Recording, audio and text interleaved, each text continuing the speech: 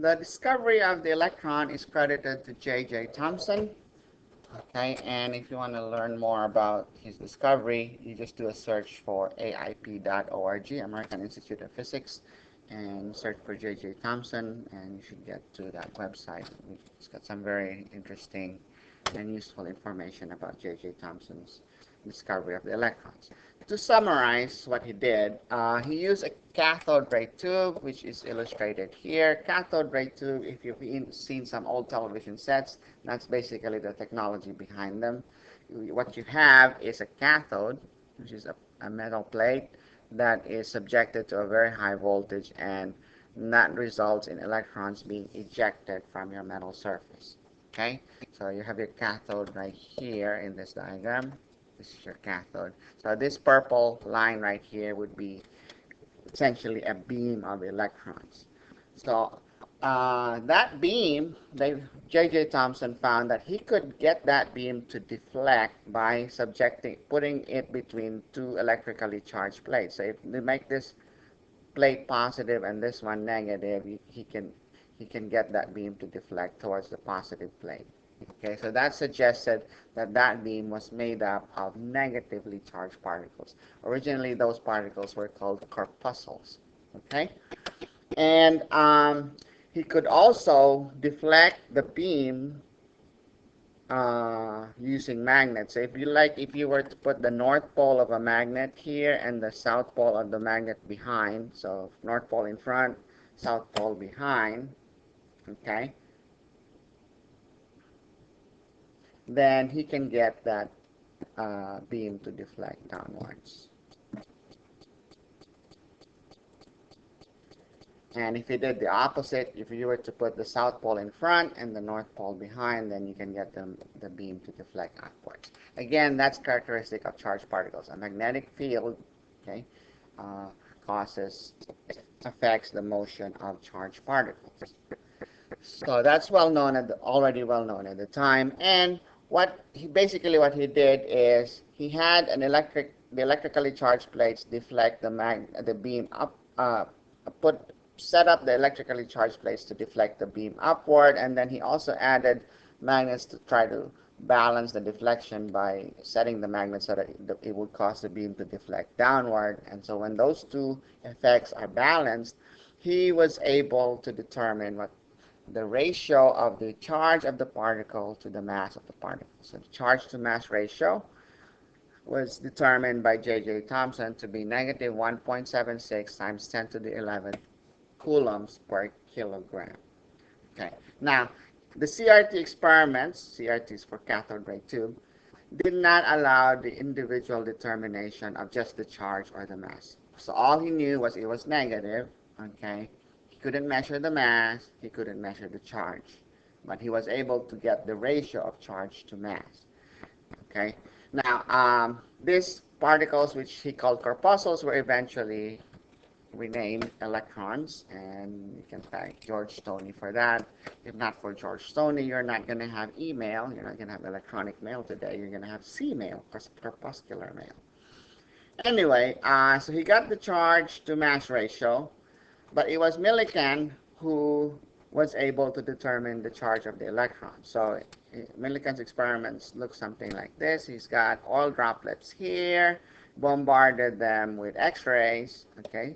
And so that caused the droplets to get electrically charged. And so the rate of fall of these droplets between electrically charged plates, so you get these droplets emerge here, and you have electrically charged plates here.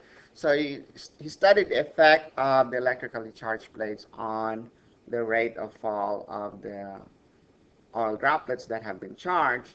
And from that, he found that the charges of the oil droplets were all multiples of 1.6 times 10 to the negative 19 coulomb. Actually negative, since they were negatively charged. So that suggested that negative 1.6 times 10 to the negative 19 coulomb, or the magnitude of that, is the smallest possible charge that can be carried by each electron. Okay, so once that was established at the charge of the electron, the smallest possible charge is the charge of one electron. It's negative 1.6 times 10 to the negative 19 coulombs. you now had enough information between Millikan's work and J.J. Thomson's work to determine the mass of the electron. Okay? Before we go into that, let's look at this example right here. If we were to repeat Millikan's experiment, which of the following values for the charge of an oil droplet are we least likely to observe? Well, it has to be a multiple of 1.6 times 10 to the negative 19. So let's calculate determine if these are multiples of 1.6 times 10 to the negative 19. So if I have 1.122 times 10 to the negative 18, divide that by 1.6 times 10 to the negative 19, and that's close to a whole number. So that's about 7.01. So that looks okay within experimental error. 1.553 times 10 to the negative 18 divided by 1.6 times 10 to the negative 19. That gives me 9.7. That's quite far from 9.71. That's quite far from a whole number. So least likely, that probably is least likely to be observed. Let's look at the other one. 1.759 times 10 to the negative 18 divided by 1.6 times 10 to the negative 19. That gives us 1.09. So that's 1.1. So this choice, second choice right here, is farthest from a whole number. That's the least likely charge you would observe for an oil droplet. Okay?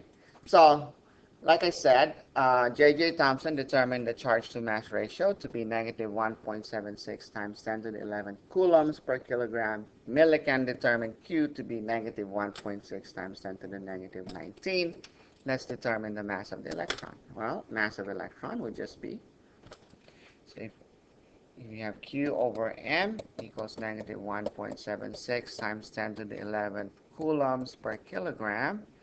Then I solve for M. M is just going to be equal to Q divided by negative 1.76 times 10 to the 11th coulombs per kilogram. And Q, of course, is just negative 1.6 times 10 to the negative 19 coulombs. So coulomb cancels. That gives you the mass of the electron, which is negative and negative cancel out. So you have 1.6 times 10 to the negative 19 divided by 1.76 times 10 to the 11. And that gives you 9.09. So 9.1 times 10 to the negative 31. Okay, the modern value is 9.11 times 10 to the negative 31 kilograms. That's the mass of an electron.